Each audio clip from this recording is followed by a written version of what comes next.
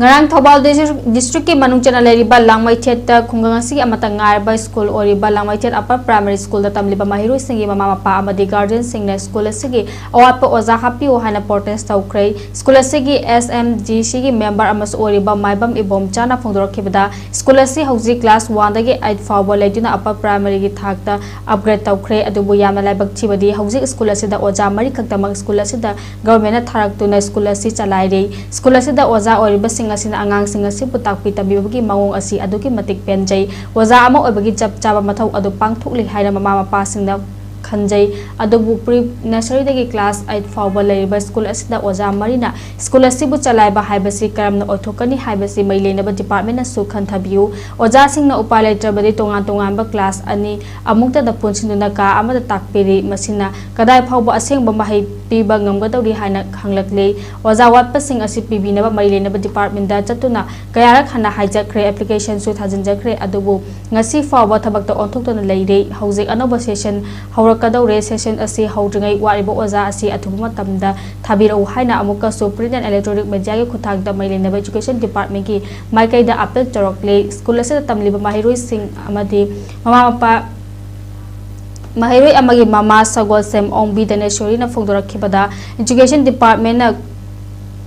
खुद का चिन्ह मानबिदुना लेंगा के स्कूल सिंगबु फगत हनुना लेरिबा माहिरुई सिंगी चप चाबा एजुकेशन पीबा ngamna ba honabiyo haike natrabadi school ase da tamliba mahiruई सिंग पैसा लेत्रबसु प्राइवेट स्कूल दा थाबा अदुमक तारकले हाइके खुंगा ase da लेरिबा खुंजा सिंग सेमिटलोन दा यामना हंथना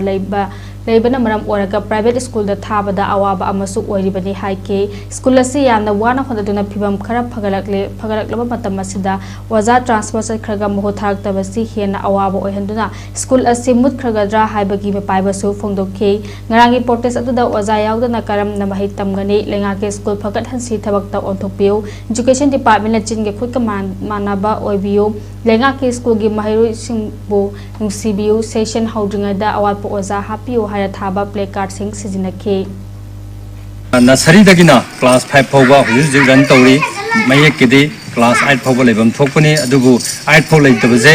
ojasing awatna maram oraga class 5 pho huji run tori adu huji run tori ba oja se oja taruk tariat na phajana takpibam thokpani adubu school asida sumna tangi oja mari khakna class 5 pho se jengchin min lai aduki matik ojasing awat lei aduna mari lainaba education gi department gi leader singna Langmeithet Upper Primary School gi awat ojasing se athu matam thabirnaba kayara khan hijackre aduga amuka jining jari madudi 2026 asigi anob session hobunanga ba awat ojasing se thabiyu haidana parents sing amusung guardian sing mafam dagi hijari Langmeithet lomdam se semilonda duki matik aba aduga duki matik school no masaba hentu mauta hingba lomdam ne aduga lomdam masida atopa private school nam tasleite lamdam basida government school sima kakta laibana marum moraga parents sing se masa singbu mahi masing tamhaning bagi mayaina warabusu waza walabusu mafam basida angang sing je tharaga mahi masing tamhan bani tuition to bagi type ta ngang je minute 10 kun side amdana class ama side amdana class ama toraga ta yam wana leire dumasi puna makse kokna bagi dama mari leina ba department na munna yengsin biraga awat po jase matam chana thabiro mamang dagi ju haibe abuju hairaga labani tharake di dum hai su thabirakte ado handaki chahi anoba session je nangnana ba thabiraga akoigi khungang thothara je yamna wai angang sing school like tamba chana ba hona ba da akoigi kai hai tare lamje mabham jada banina charang parom da thoju lapi sengmai rom da thoju yam lapi yam wai angang jing je semilon ju yam wa banina ben da kai da tonga chapa private school da chapai khudong cha ba ju awa ba yam ayong nei adu school ji matang akhoi yamna aphaba thakta chawkhat hanna ba parents sing ju hana jage aduga mari leina ba jing ju mateng pangba yaba pangbiyu oja sing soi dana handaki session anoba sida thabira u haina mayam mafamda mari leina ba jing ji mafamda appeal tawjari